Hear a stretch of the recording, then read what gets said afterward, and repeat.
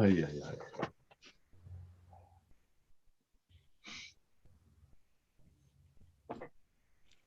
This is Karen with NewClevelandRadio.net, and it is time for What in the World with Me, Paul you. Seaburn. Yes, Hi. your name. Hi, Karen. Hi, everybody. Uh, Hey, welcome to What in the World. Hi, we're here. I'm here with Karen Hale, our producer and NewClevelandRadio.net media mogul. And somewhere on your screen, you'll see John DiNallo. Hi, John. Welcome back. Oh, it's good to be back this week. Hi, Karen. Hi, Paul. And looking forward to a great show. Sure. Well, you're here, so it's got to be better. absolutely. John's our color commentator and sports guy, resident trivia guru, and whatever else we make him do. And love the co-host aficionado. You lost last week, John. I'm sorry to say you weren't here. I played for you, and I just do terribly when I play for you. I don't know what my problem is, but I know now that you're here, you'll do much better. You'll probably win. Yes. Karen, how did you do last week? Well, obviously, I won if you lost. Didn't you have a perfect There it score is. last week? Yes. No. No, that was the week before. Okay. Okay. All right. Now that we got that out of the way, it's a beautiful day in Brecksville, Ohio. Really nice outside. Sun is shining. Hope that, excuse me. I hope it is where you're at. We've got stories from around the world today. We've got some interesting pictures to go along with them. And I know John's got another great sport for us to talk about. So he's been anxiously awaiting to cover this one. I have been. Yes, another one that you can try at home. Yes, Maybe. you could. So as always here at What in the World, we talk about real news, sometimes strange, always funny. That's our motto. The news comes from around the world. Some of it comes from mysteriousuniverse.org, which is the website where I'm the editor and head writer. Some of it comes from my Facebook page. So if you want to read some of the jokes ahead of time, I sometimes try out, like me on Facebook. I don't send you any political messages or any of that stuff. I don't show you pictures of my food. I don't know why not. Does anybody even do that anymore? Yeah. I was talking to somebody who still refuses to get onto Facebook. And they said, well, I don't want to know what anybody's eating. I don't think anybody does that anymore, do they? That was so old. No, they still do. They do, really? Yes. I have a friend who was celebrating her husband's birthday the last couple of days. Yeah. Somebody had sent in food to their house Uh-huh. and took a picture of every little morsel that was on the plate. Yeah. And it was like, I don't care. Yeah, exactly. Who does? They don't. Well, we've already gone off the subject. Of course we have. As always, on What in the World. I was just thinking, what was that game, Farmland, that people used to play? Oh, yeah. Yeah, well, you were getting requests all the time for, buy tokens and all this nonsense. I'm glad those days are over, I think. I don't know. Have you gotten requests for Farmland, Karen? No. Obviously, I'm more on top of this than I am. So, or you have different friends, different Facebook. Enough of that. John, I'm sorry. We'll bring you right back in here. What are we going to talk about this week, John? I'll answer that question for you. We're going to talk about murder by rooster in India. This is like a true crime story. Wow. We're going to talk about Paul Revere's umbrella, which was found in Boston.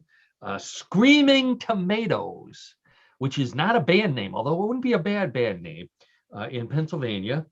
A 70-year-old albatross lays an egg in Hawaii. Sex-crazed moth. Ooh, that sounds exciting. That's in China. Muscle-bound robots in Chicago. And then the story that's been everywhere. So, of course, we have to cover it. Mr. Potato Head is no longer a Mr. He's just a potato head. So we're going to talk about potato heads in general, and we won't get political. We're not going to take sides, but it's an interesting story and an interesting history of an interesting toy. And I love those kinds of stories, as you know. So without further ado, let's get right to monkeys. We know how much I love monkeys. I've talked about that before. This story comes from the home of the famous home where all monkeys come from, Helsinki, Sweden. Is Helsinki in Sweden, or is it? No, it's in Switzerland. Helsinki's in Finland. Norway, Helsinki, Norway. See, we'll edit that out later. Okay. Helsinki, Norway. There's a zoo in Helsinki called the Korkesaari Zoo, and that's the last time I'll say that because I probably mispronounced it. They have a whole big group, a coven of white-faced sake monkeys. Now, I don't know why they're called sake. I don't think it's because they drink sake, although drinking sake might be better than what they're having these monkeys do. Apparently, because of COVID and the lockdown, there's no visitors. So the monkeys are bored. So instead of giving them bananas or a rope or monkey type things, they bring in these technicians and they create from Aalto University, they built an on-demand video device for monkeys. So the monkeys can press a button and scan through what they want to watch on this little video thing. And it has a screen and everything. And they can watch it whenever they want to watch it and whatever they want to watch. The monkeys, they already have a name for this. They call it King Kong and Chill because that's their favorite movie. What else would monkeys watch? But this isn't a good idea because the other thing, I'm going to answer that question. The other thing that monkeys would watch is Planet of the Apes. Yeah. And that is not what you want monkeys to be watching because it's the pandemic. They're going to watch it over and over and over again. And they'll take over the world. That's exactly right. Yeah. At least the Statue of Liberty. Yeah. If I right, John, isn't that how that ended? That's what Charlton Heston, that famous Statue of Liberty sticking her arm out of the sand. Yeah, Charlton is. What was he? He was saying, "Oh, the humanity." No, that wasn't. That was the Hindenburg. Oh, the humanity. He wasn't too happy about that. So my idea, of course, I always have an idea. Instead of doing this, they should lock it onto that guy with the bushy hair who used to do the painting shows, Bob Ross. Yeah. He just teach the monkeys how to paint. Yeah. They could sell the paintings in the souvenir stand. Give the monkeys something to do, something to play with, and help pay for their bananas, or better yet, make them watch This Old House. Then they could fix up the island, maybe put in a toilet and so they don't throw feces at people. A lot of the good things could come out of that, don't you think, John? Oh, it sounds like it, Paul. No, it doesn't. It sounds like I think about this way too much, doesn't it? Yes, you do. I never say that. Well, so you know how I love to pick on researchers. And here comes another one. So this one comes from the University of Chicago. Molecular engineers at the University of Chicago. That's a very specialized and tiny field, I would imagine, molecular engineers. They've developed a gel, now not like a jelly, but kind of a solid gel that it gets stronger when you exercise it. So I guess the more you squeeze it and play with it, it gets stronger. So, okay, that sounds interesting, but they put it into robots and they're giving robots muscles that get stronger the more they exercise. Now, if you're not worried about that, I'm going to show you a reason why you should be worried right here. Okay. Because I've got a picture of one of these crazy, nope, that's not it. That tells us where we are. Here's what they look like. Oh my gosh. You don't want robots. You don't want monkeys watching Planet of the Apes. You don't want robots working out. This is what they look like when they work out. Wow. It's somewhat scary. Yeah. They're certainly better shape than you or I, John. I would agree with that, Paul, 100%. Interesting. So I'm thinking, and it's got eyes. So the next thing he's going to do is find a gym with mirrors, and then he's going to stand in front of the mirrors and flex, because now he's got muscles that he can get stronger. And how does a robot get stronger, you may ask? Go ahead, ask. How does a robot get stronger? I'm going to show you, Karen. Okay. They do push-ups. It's the right form. It's the right. That's right. Exactly right. Yo, his back is straight. Yeah, nothing like the way we do them. With your knees on them, those little sissy push-ups that they have people of a certain age do nowadays. This is a regular push-up. I don't know how many fingers does he have. He looks like he's a weird looking robot. Yeah. And not only do they do regular push-ups, but they're training him to do one-arm push-ups. Look at that. This is Rocky Balboa. This is not a good idea. So far, these things are not good. Robots, they're going to take over the world if the monkeys don't do it first, and we need to stop them. So, and I've talked about this before. There's the dog Spot, the robotic dog. I think we may have talked about this last week, where they put a gun on him. Right. Yeah, there's the paintball gun, but you know what comes next. So people were so worried about this dog getting a gun that they went to the manufacturer, and the manufacturer sent them the manual, which shows them how to remove the battery from the dog Spot if he should approach you with the gun. So what you have to do is you have to get him to roll on his back, and then you pull the battery out. But they don't tell you how to get him to roll on his back. I mean, what do? You say, "Oh, who's a good robot? Who's a good robot?" And then he rolls over, and you scratch him, and while he's not looking, you pull the battery out. Wow. I don't think they thought this through. I don't think they thought this through at all. So obviously, I'm worried about robots. I'm going to get rid of this guy because I just don't like the idea of robots doing those kinds of things. He's gone now, Paul, so that's good. Yeah. And Karen, I wanted to do this. I wish I would have brought it along. Did you get your robot vacuum cleaner back from? Well, yeah, but we sent him out again because he failed again once he came home. There's a known problem with those robotic vacuums. Really? Yes, which they didn't tell you about that. No. Contact the manufacturer and find out, because I'll see if I can find the news story for you. But yeah, they found a bug, and I thought they were sending people a patch, a patch for their vacuum cleaner. Who would have thought when we were kids that we'd go up to talk about robotic vacuum cleaners? Never. Flying cars maybe, but robotic vacuum cleaners. My mother used to have one of those push vacuums. Wasn't electric. Yeah. You pushed it around, and then I recall those. Brush on the inside. Yeah. Oh my God, we're so old. I can't believe it. It cleaned better than most vacuum cleaners. So. It did. I know. My mother used to say the same thing. So, well, let's get to something that the kids would like. The kids that are tuned in. Company by the name of Brain Scientific. So already I'm afraid. Brain Scientific is developing electronic tattoos that you put on your head.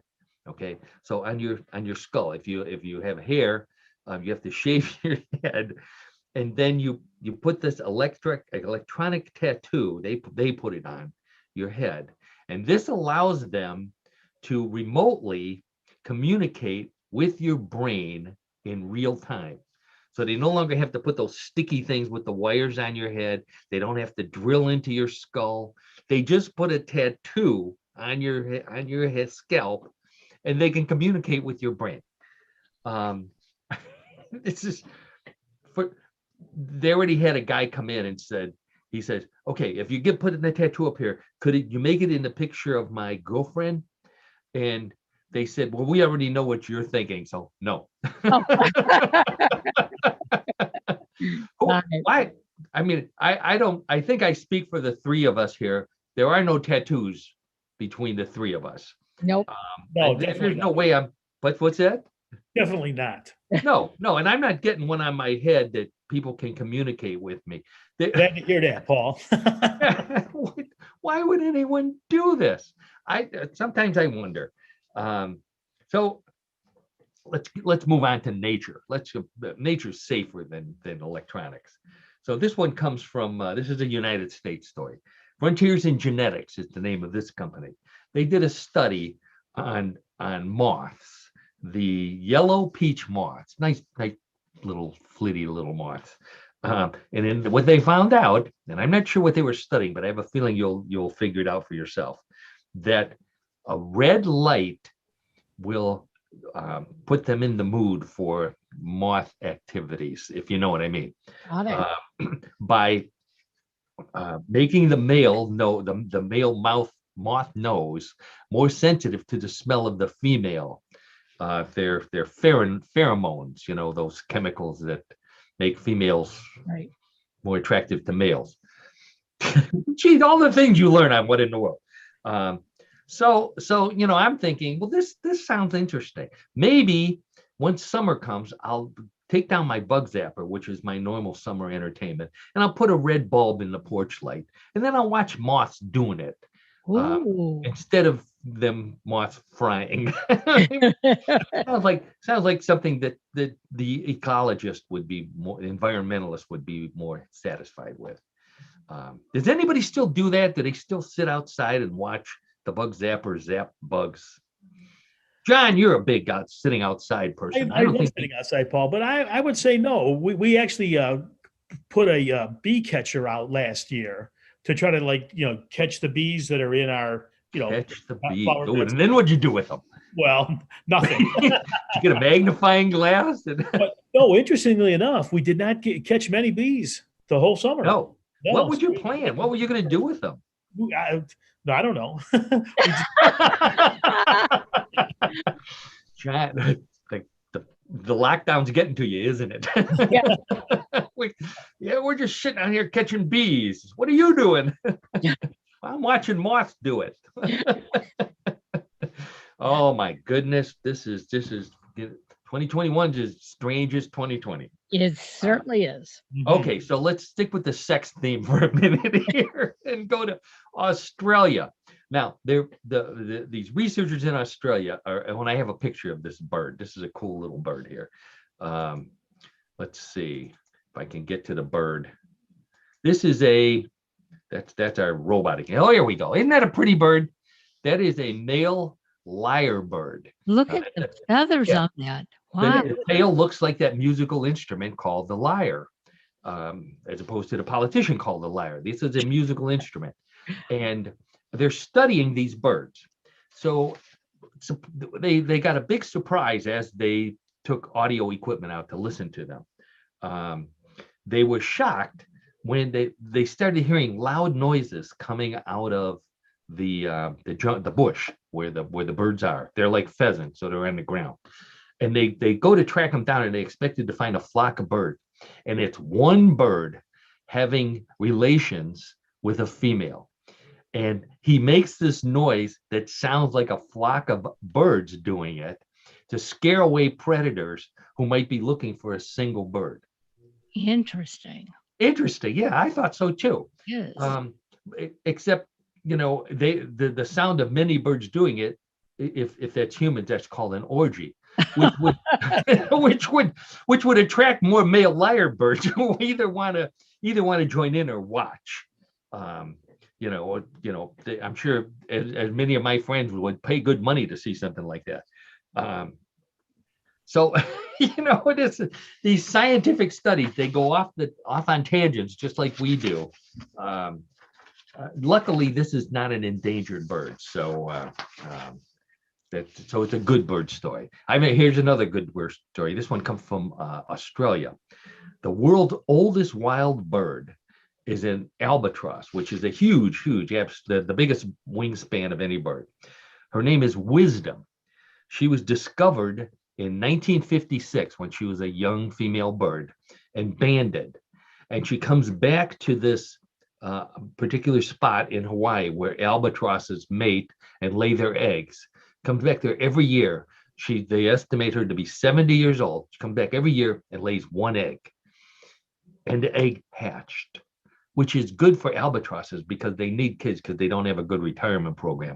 But besides that, a 70-year-old bird lays in first. The bird can fly, She's healthy. She lays an egg. The egg hatches. Could you imagine a 70-year-old chicken laying an egg? I mean, I could see going to the grocery store, buying a dozen 70-year-old eggs. You open it up and the dust flies out. What is this? And with the chickens, you got to find a rooster who's into cougar chickens, because they probably go after the younger ones. So anyway, so I just thought that was an interesting story. I'm going to go back to our big screen here. So speaking of roosters, John, this is our first sports story of the day. Comes from India. So they were doing illegal cockfighting down there, and during the fight, one of the roosters had a 3-inch long knife. They arm these roosters so that they're supposed to cut each other up. It's a terrible sport. Should be banned worldwide. But they're doing this in India. So the rooster, when nobody's looking, runs away. The owner is upset because he had a lot of money riding on this rooster. He goes and he chases after it. He catches it and he holds it in his lap. Well, the rooster, being smarter than the average rooster, takes that 3-inch knife and stabs him in the groin. Oh. Yeah. Puts down the rooster and unfortunately bled to death. So the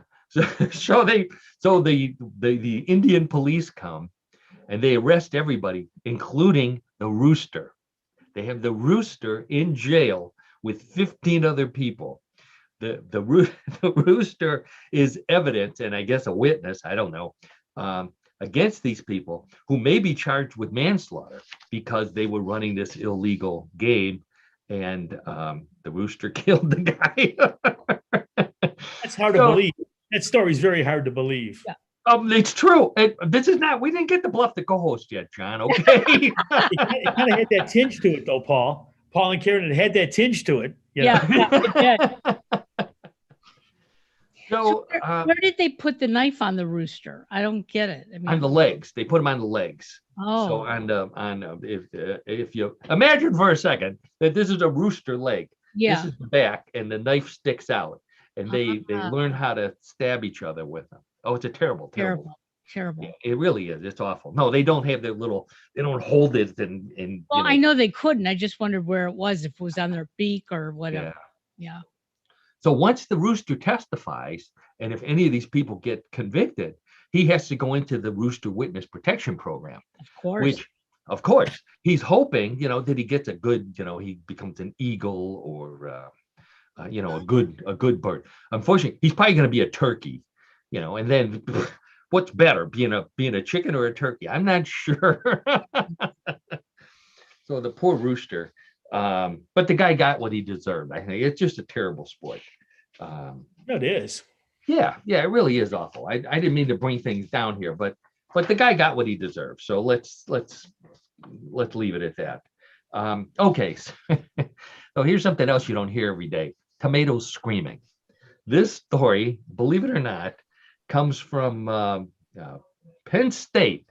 Penn State researchers at Penn State are studying tomatoes and these caterpillars called the tomato fruit worm caterpillar. So these are the caterpillars, if you've ever raised tomatoes in your home garden, the ones that eat the leaves and then they eat the fruit. So one of the things they found, two things they found. Number one, tomatoes, when their leaves are being eaten, make a sound. And it's a very faint, that is loud enough for the caterpillars to hear, hopefully to scare them away. Obviously doesn't work. So the caterpillars have evolved so that their saliva, and who knew that caterpillars had saliva? I guess since they chew on the leaves, they must have some kind of mouth. So their saliva contains a drug that drugs the tomatoes so they can't scream anymore. So this is a real study, John. This is not bluff the co-host. This is a real study at Penn State, Pennsylvania. You got to take that into account. I mean, so I'm thinking, it's a good thing we can't hear tomatoes screaming, because that would ruin a BLT for me. I don't mind I don't mind the bacon and the lettuce, but if the tomatoes started to scream, I'd have a problem.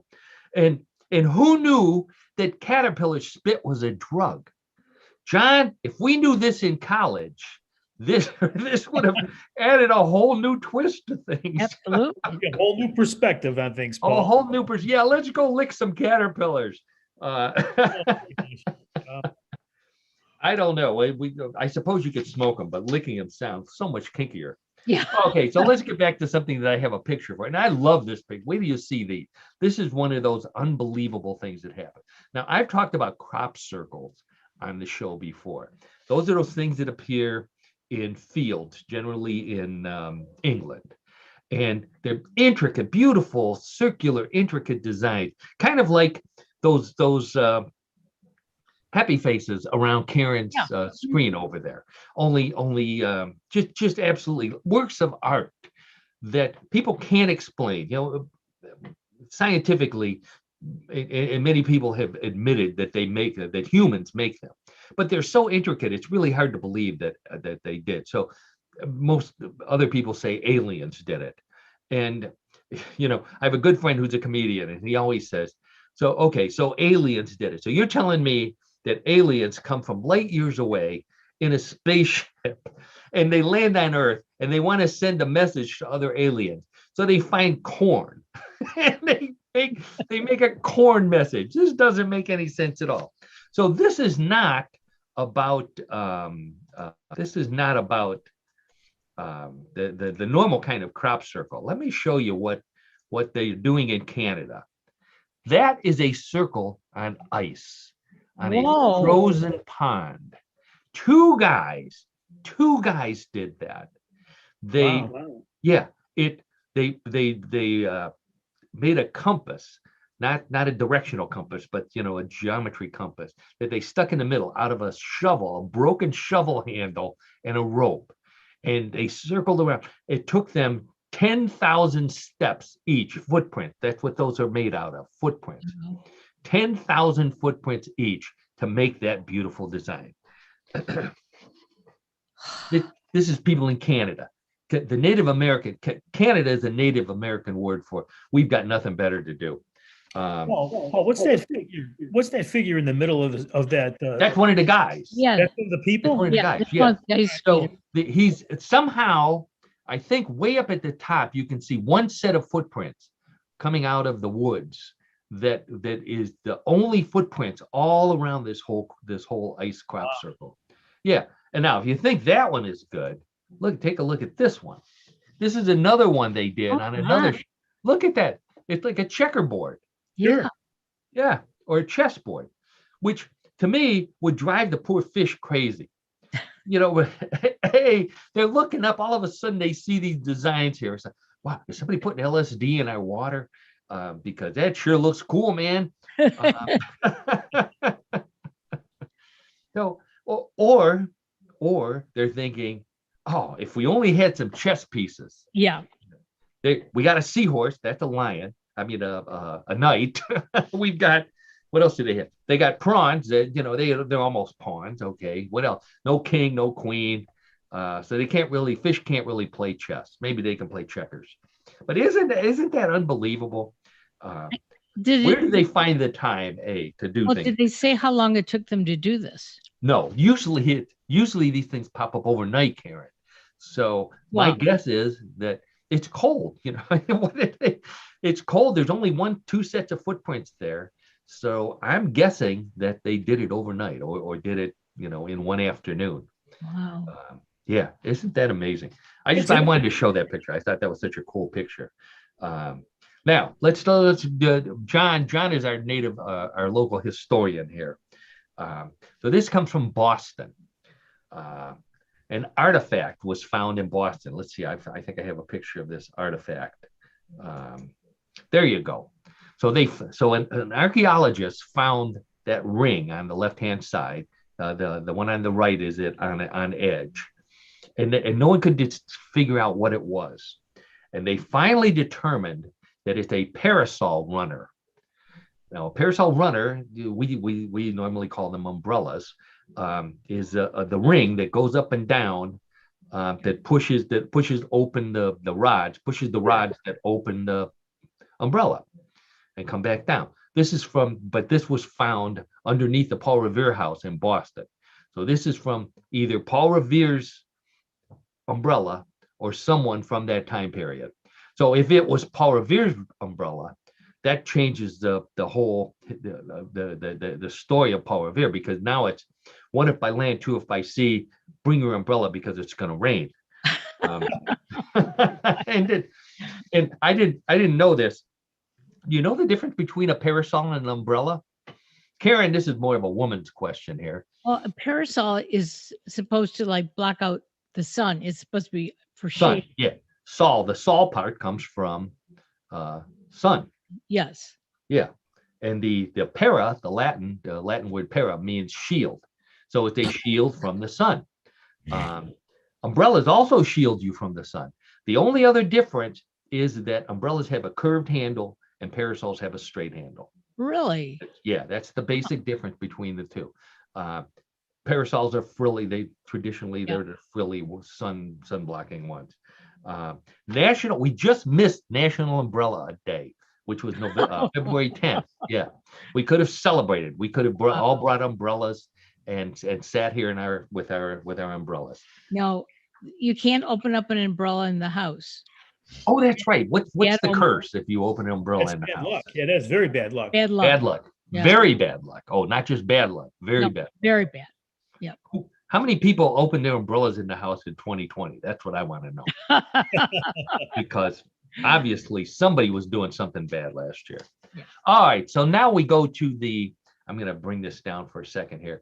We come to the story that has the entire world captivated over the past week. And that's the announcement by Hasbro that Mr. Potato Head and Mrs. Potato Head would no longer be Mr. and Mrs. They would just be the Potato Heads. Now, Karen, if I remember correctly, you said this is news to you? It is news to me, and it's very, very sad. It's very sad. Okay. Yeah. That's the common reaction. And John, have you heard this? No, I honestly have not. I have not. The announcement, the Hasbro people were just bombarded by people who were upset, sad, mad, you name it, all the gamut of emotions. And they said, we're not trying to change it. We just want to allow kids to make Potato Head moms, dads, and kids that are more closely match their own families and gender identities. And they issued a picture of the Potato Head. I'm the new Potato Head family here. Let's see if we can take a look at it here. It comes right there. So we have Mr. Potato Head and Mr. Potato Head and children and a baby. So this is a new kind of family. You don't have to dress them up that way. You could have two Mrs. Potato Heads. You could have a Mr. and a Mrs. or two Mrs., depending on what your family looks like. And this also allows kids that have gender issues to have a potato that more closely matches the way they feel. So, it's a public company. They can do whatever they want. If their business suffers, they made that decision. But it's an interesting and for many people, a welcome change to an iconic toy. They also had some recommendations. If it's a kid being raised by their grandparents, they should have the grandparents use an old potato that's already sprouted for the grandparents. Oh, God. If the kids had surrogate mothers, you have to buy 2 boxes. The other box has the other mom and the Dr. Potato Head in it to help explain that whole thing. And of course, if you're related to Popeye, you have to use sweet potatoes because remember what Popeye said, I am what I am. You knew it was coming. Yes. So the Potato Head is the iconic baby boomer toy. I didn't realize this. It was invented in 1949 by George Lerner was the guy's name. Born in he was in Brooklyn, New York, and he came up with the idea of inserting little pins into potatoes with things on them that make them look like eyes and a nose and a mouth. His wife claims that he stole the idea from their nephew, who used to sit out in the potato patch and stick pins into the potato, because he was one of those kind of kids, if you know what I mean. So he tried to sell this. He came up with the idea of the things that you stick into real potatoes. Couldn't sell it, so he finally convinced the food company to put them in cereal boxes. He didn't mention the name of the company. And so you open the box of cereal, and there's a nose and an ear, and I guess you have to buy multiple boxes of cereal to get a whole Mr. Potato Head. Sold the idea to them for $5,000. In 1951, he happens to be at a toy convention, and he shows the idea to these two guys, Henry and Merrill Hassenfield, who shortened that long name of their company to Hasbro. Okay, and they loved it so much that they went to the food company. They bought the license from them, bought the whole thing, gave Lerner his $5,000 back, and started selling the Mr. Potato Head. Now, I want to show you some of the original boxes of. Remember that? Yeah, I do. 1952. That's when that came out. Wow. So I remember, and there was no plastic potato inside that box. That was obviously that's an all natural potato that those little plastic pieces are stuck into. The original, I'm not sure if this was the original, but the first ones cost 98 cents. So you got, and if you open the box, you would see these things inside of here. There's what that looks like an older box. Yep. But that's basically what you got for 98 cents. You got some ears, and you got a body. I remember having the body that you stuck the potato onto with the little pin sticking up. So you got for 98 cents, you got hands, feet, ears, 2 mouths, 2 pairs of eyes, 4 noses, 3 hats. 3 hats. Is there 3 hats in there? Looks like there might be. 3 hats, a pipe, because everybody smoked a pipe back then, even potatoes. And I forgot about this, the felt pieces that you use to make eyebrows and hair. Did you use those, Karen? Do you remember having? I don't remember felt pieces. I remember plastic pieces. Plastic pieces, yeah. John, I'm sure you had one. I remember plastic pieces, but the felt. Yeah. I really don't recall that at all. Huh. Well, I must have played with it more than you did. This was Mr. Potato Head was the first toy ever advertised on television, which I didn't realize that either. Wow. So this is like Barbie. I think I have an actual potato right here. There you go. Oh, so there you go. That's what they look like. Nice little hat. And the pipe, of course, that fit into the little hole in the mouth. So this was like Barbie in the 50s. They started with the Mr. Potato Head. That's all you got. Then, like Barbie needed Ken and a friend. So they had Mrs. Potato Head. Then they added, and I don't remember a lot of these things, the brother Spud and sister Yam. So you could, and then they started adding features. So like Barbie, the Potato Head family got a car, they got a boat, they got a house, they got a kitchen set, a stroller, they got pets called the Spudettes. So this is the huge selling toy until 1964, when the government got involved and said, you know what, kids are choking on those little pieces and the little sharp ends are sticking them, and this is not a good idea. You need to change that. So that forced them to start selling it with the plastic head, and they made the points less sharp. Then they made them wider, and they made them bigger, so they didn't look as tasty. And then they came out this, and I don't remember this part either. They came out with other, and they gave you a plastic potato, but they came out with other vegetables in the line. So I think I have a picture of the other vegetables. So here we go. I don't remember any of these. Neither do I. Oscar the orange, Pete the pepper. That's Pete over there in the corner. I think we're covering him up a little bit.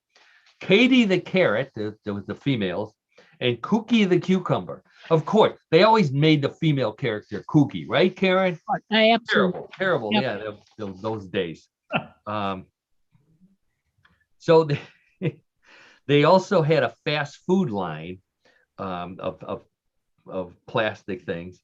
They had Potato Head Picnic Pals, it was called, with Mr. Soda Pop Head and Frankie Frank. I don't remember any of those either. I think that was past our time. So what really endeared the Potato Head family to America, of course, was the Toy Story movies, which Mr. and Mrs. Potato Head were key figures in those movies. John, I'm going to throw a trivia question here. Do you remember who voiced Mr. and Mrs. Potato Head in the Toy Story movies? And I'll give you a hint. The guy looked like his head was a potato. Oh. That narrows it down. So it wasn't Sean Connery, okay? No, yes, obviously. Well, I'll tell you what, I can't even hazard a guess. I know, it's a tough one. That's a trick question. No, it's not a trick question. It was Don Rickles was Mr. Potato Head, and Estelle Harris was Mrs. Potato Head. Wow. Now, that's a name I had to look up. She was Estelle Costanzo on Seinfeld. She was George's mom. So she looked like a potato head too, I guess. So potato heads are everywhere. In 1985, Mr. Potato Head received 4 votes in the mayoral race in Boise, Idaho. Oh, wow. Yeah. So, which, according to the Guinness Book of World Records, is the most votes a Mr. Potato Head ever got in a political campaign. It's the right area. It's the right state, obviously. Obviously, that's exactly right, John. That is definitely the right state for Mr. Potato Head to run for office. So I just thought, this was too big of a story not to talk about on What in the World. Absolutely. And such an iconic toy that we had there. Oh, yeah. So, yeah, it was, I'm going to have to move up some of our, there we go. I wanted to get ready for John's sports story here. So on that note, I would like to turn things over to John. Now, as always, during our sports segment, every week, I give John a call a couple days in advance, and I say, John, this week we need a sport that the two of us can compete in our advanced ages without hurting ourselves. And John always finds something that we can compete in, but he forgets about the hurting ourselves part. In this sport, Paul, we definitely would hurt each other. We're hurting the opponent. That's for sure. Of course, that's right. At our advanced stage, sneezing could cause us to hurt ourselves. Anyways, John, I know John has a great story for us this week. I've got some pictures lined up for you, John. So take it away with our sport of the week, which is shin kicking. Let me say this again. Yes, carefully. Kicking, yes. I have to make sure I enunciate the words correctly. It's shin kicking. Shin kicking. And we all know what part of the body. The shin. So is this a sport for enemies? Is that it? Oh, I don't think so, John. No. Oh. Okay. This is a potential Olympic sport, Karen. Be respectful. Oh my gosh. Well, they are somewhat Olympic. Let me explain. So modern day sports currently are calibrated balancing acts of order and chaos. You have two features of, again, modern day sports. Right. The sport of shin kicking is not one of them.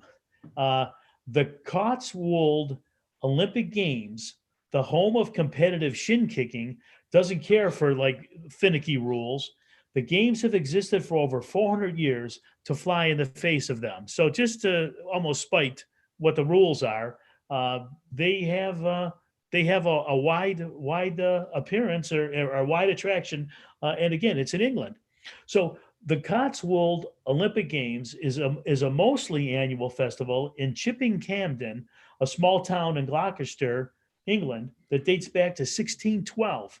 There you go. There's a drawing of, and you can see the shin kickers over to the right in the middle. Right, Those exactly. two guys over there. By the way, but the lovely Don and I have visited Chipping Campden on one of our trips to England. Very, absolutely beautiful part of England. Okay. You wouldn't know, other than the fact that everybody was at the pub, you wouldn't know that they would come up with such a strange sport as shin kicking. And Right. yet there it is. Now, these games include a variety of events like running races or tug of war, but the perennial crowd pleaser is competitive shin kicking, a truly gnarly event in which two competitors line up across from each other, grab each other by the lapels, and try to bring the other one down with successive kicks to the shin. in case your imagination is lacking there, Karen, there you go. There's a couple of shin kickers for you. Whoa. No. I don't know about this one. And here it is. The point of shin kicking isn't to be professionally organized, but there are still rules, believe it or not. For example, competitors must wear white coats representing the traditional shepherd's smock. You can see those gentlemen there are there doing. You go, white coats. Right. Two competitors face one another with their arms on each other's shoulders. Blows should be landed between the ankle and the knee. You can stuff your socks with straw to cushion the blows, but you'll find no other protective gear on a competitive shin kicker. So there you go. Look at those socks. And to your point before, Paul, about being in the pub, alcohol is banned on the hill where these games take place, but people clearly drink before and after anyway. Oh, clearly. Oh, yeah. So hooligans. The whole shin kicking hooligans. That's what they are. Yes, they are. Hooliganism. Yes. So that whole train of events is overseen by a stickler, who is the referee that wields a large wooden staff. You can see. Oh, there he is, right there. Yeah. Right. That staff is used to separate the kickers, and once that is removed between the two kickers, that means the game is on. Oh, here we go in action.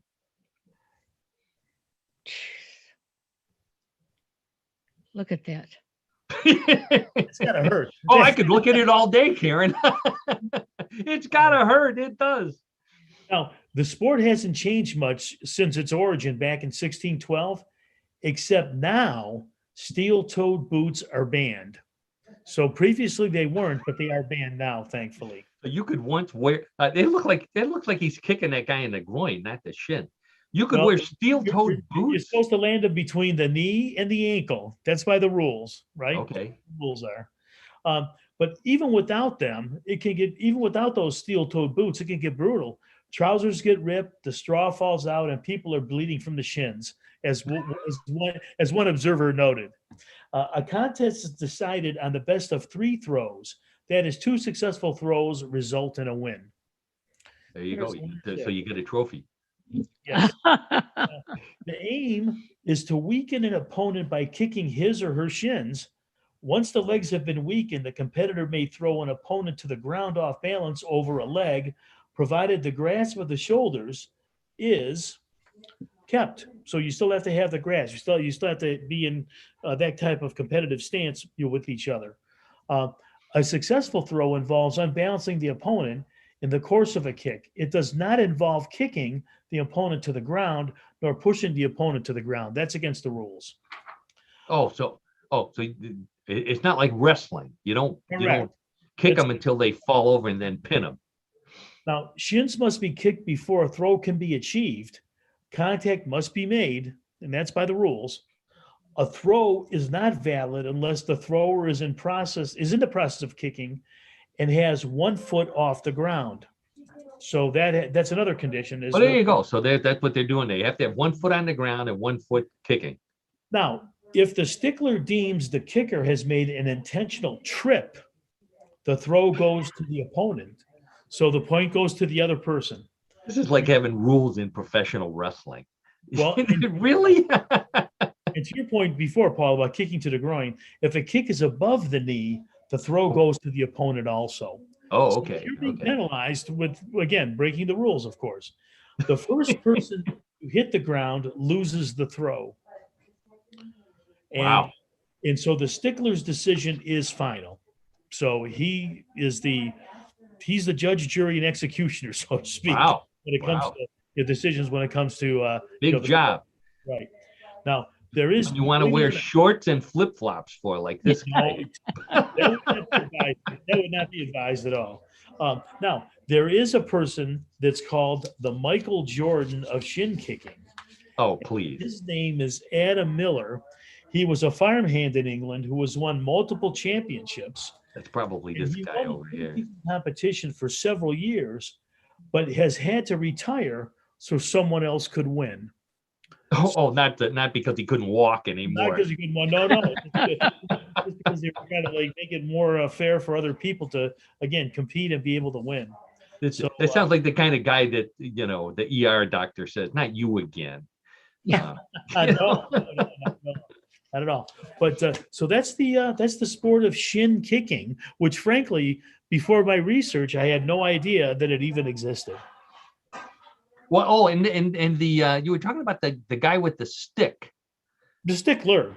The stickler, that's right. Which is where the expression being a stickler for details comes from, I think.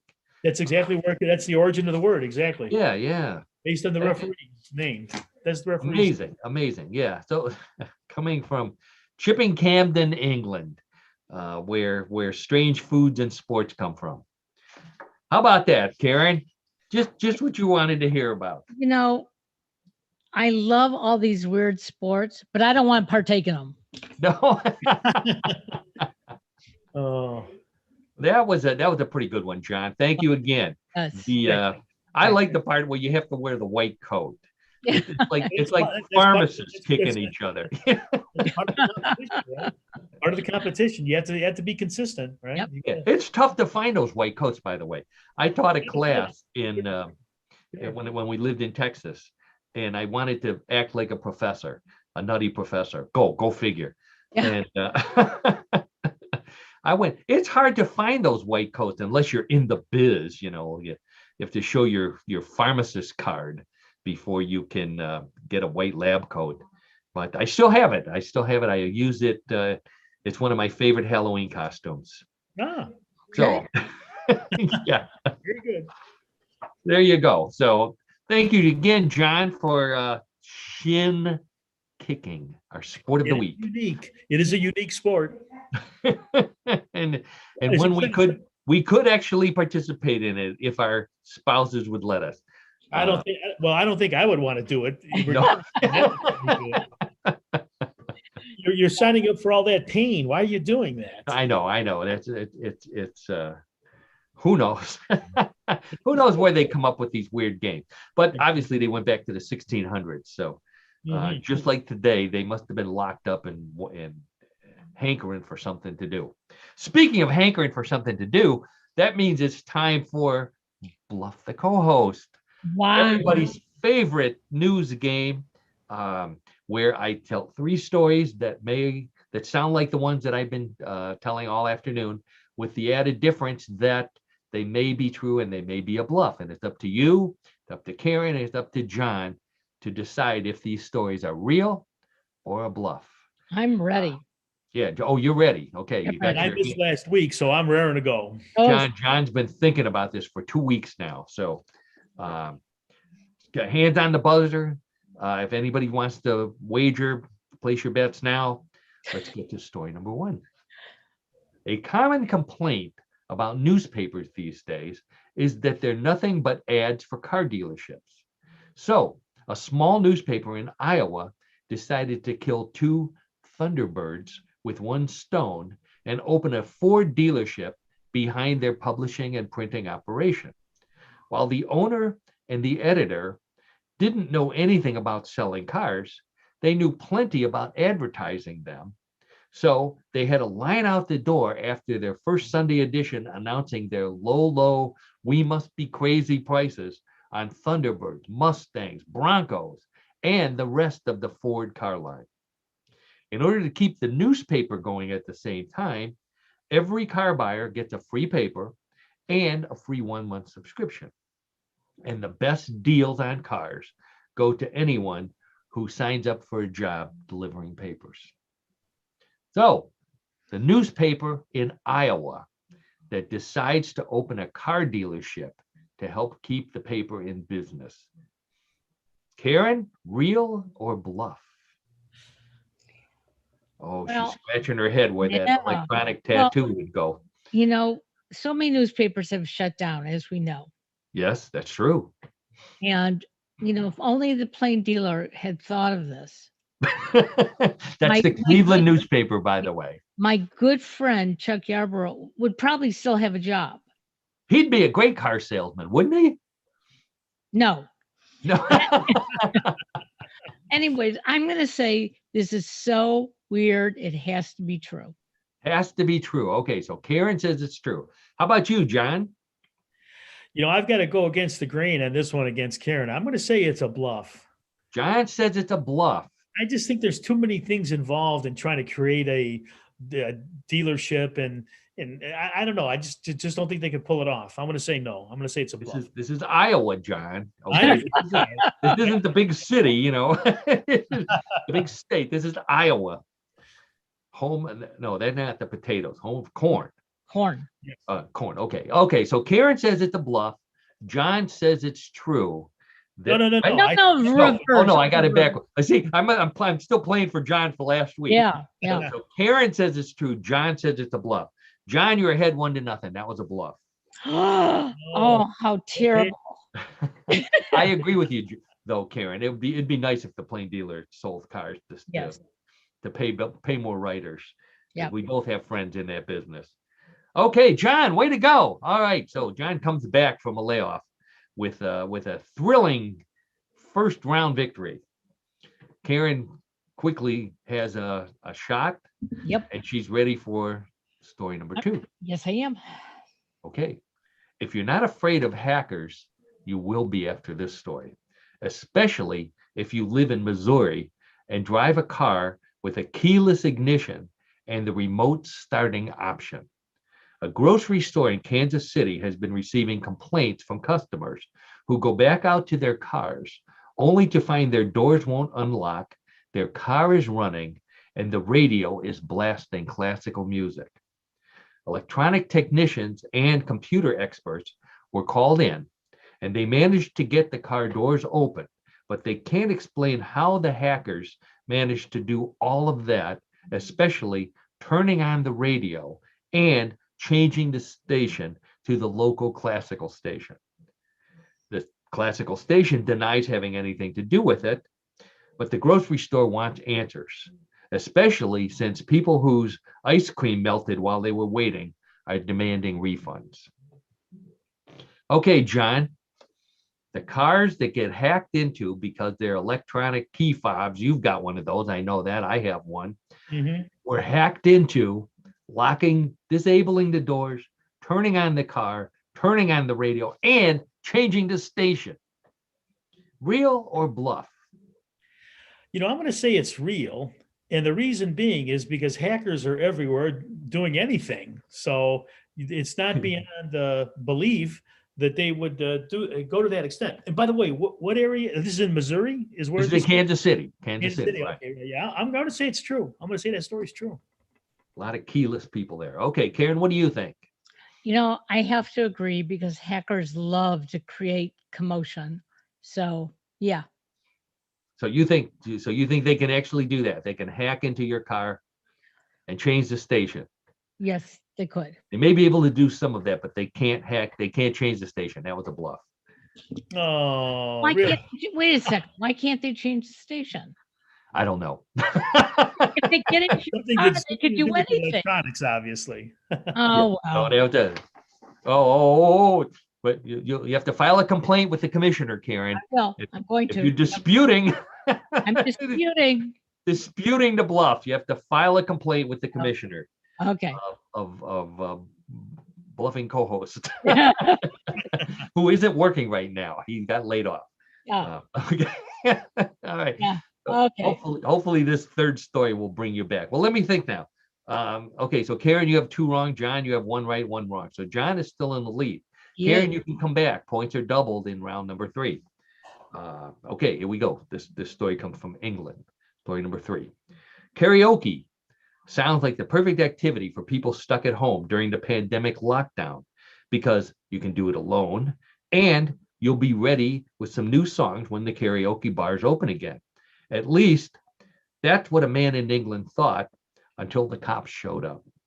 It turns out that the local police had received 150 complaints about his singing. And it wasn't just because he was belting out the hits at all hours of the day and night. The neighbors could tolerate that, but not his terrible renditions of the hits of ABBA, Dire Straits, and in particular, Dolly Parton, but especially ABBA. He received a few warnings, but when he ignored them and the complaint total reached 150, the cops arrested him and charged him with disturbing the peace and destroying the fine reputation of Dire Straits. He was fined $3,800 plus court cost, had to turn in his karaoke machine, and promised that if he got the urge, he would sing into his pillow. Other than that last line, the man who got 150 complaints when he sang Dire Straits, ABBA, ABBA, of course, and Dolly Parton. Karen, what do you think? Real or bluff? 150 complaints is difficult because I'm just trying to think about living, on a street. I don't think you have 150 neighbors. Now they may be. Or he sings a lot. Or he sings very loud. Yeah, beyond the neighborhood. But I'm going to say it's true. What the heck?